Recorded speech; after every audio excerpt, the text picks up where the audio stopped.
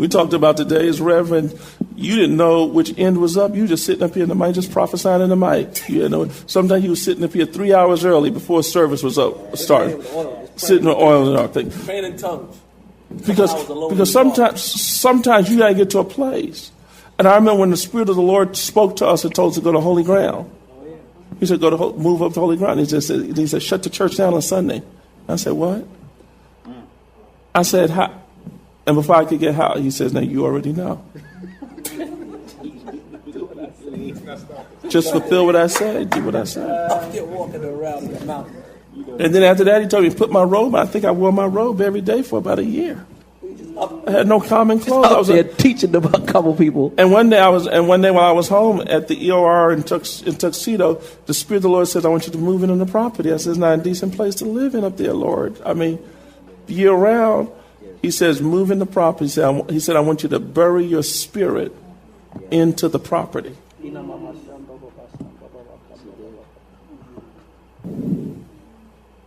See, and sometimes you begin to start to understand some things that even in getting a hold of land,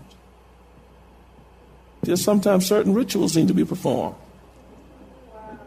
That land, that house needs to be dedicated to God. There needs to be an offering. There needs to be a seed of sacrifice. And sometimes, and I don't want to get too deep out into this because I don't want to be scaring people out here, but that's why sometimes you'll see some people, they'll buy land, and then all of a sudden their mate just keep having one miscarriage after the other.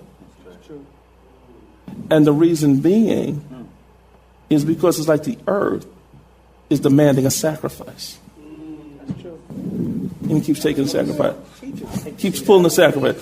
See, the seed is going to come out one way or the other. Because the land is very sacred.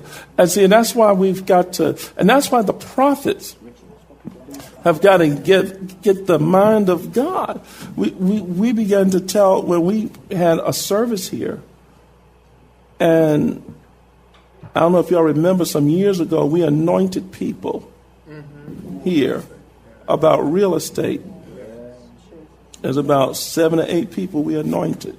Y'all remember that service? And the Spirit warned them and says, whatever y'all do, don't get greedy with real estate. If you do, God says you will suffer. All type of jail stuff. 3 of those individuals went to jail and served time. And you begin to wonder, well why? Because they entered into a covenant or something, and sometimes there's certain things God won't give you because he knows you're not ready to give up that kind of sacrifice of what's required.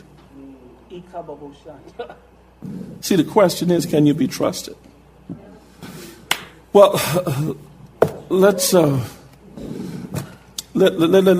if we can conclude at least chapter 1. My God, this was only 2 pages, and we had to struggle getting through this. Let's go over to synchronized vibrations. Hello.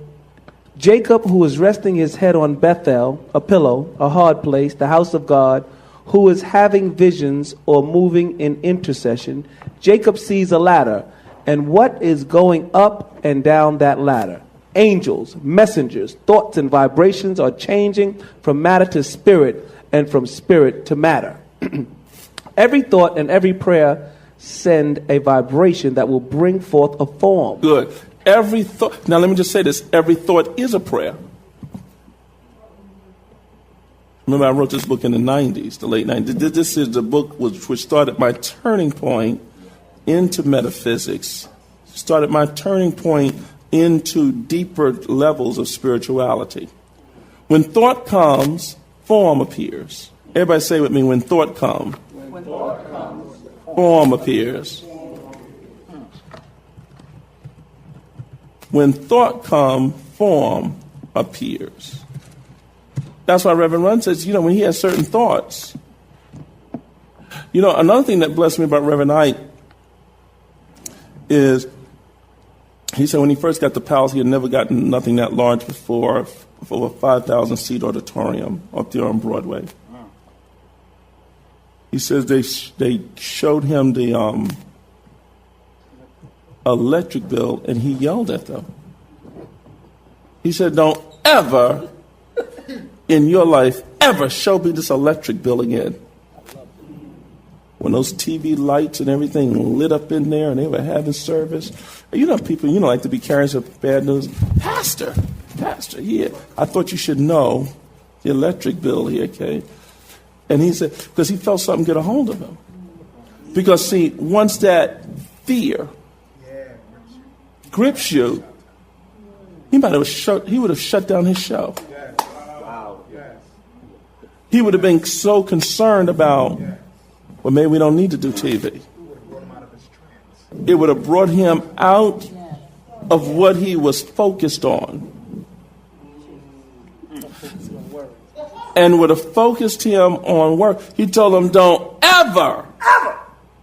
And he told me up to this day, I said, so you don't know what your light bill? He says, up to this day, I still don't know what the light bill is, and I don't want to know. And here he is, a billionaire, and he still don't want to know what his light bill is. Because it would have messed up his consciousness. Do that all the time. See, and so, sometimes you got to ask yourself the question, what's messing up your consciousness? And you got to watch staring at those bills all day, because it can mess you up. I mean, look at what you're doing right now. You said that 10,000, you were sitting there wrestling. I was fighting with it for 2 days. And I said I've been fighting with this thing, and I thought about you, and I said I'm fighting with this thing too long, and I mean let it go, rather than fight with this thing. God will take care of whatever needs to be taken care of, and that's the end of that, and this shut the whole thing up. We ain't got to argue about it no more. Me and my inner me. Wow. And you know what? And this is where we begin to understand all thought vibrates. And so you got to ask yourself, what's vibrating in me? And that's where we're going to be starting dealing with some of this stuff in the Cosmic Economic Workshop. Because, see, everybody is walking inside some kind of vibration. Somebody asks your children, what you hanging with? Did you look at their vibration? What's their vibe? Because their vibration is going to reveal the formation that you're about to take on. Who are you hanging with? Who are you vibing with? Who are you vibing with? Are you unequally yoked with your company? What kind of company are you keeping? Because that's the company that's keeping you. Okay.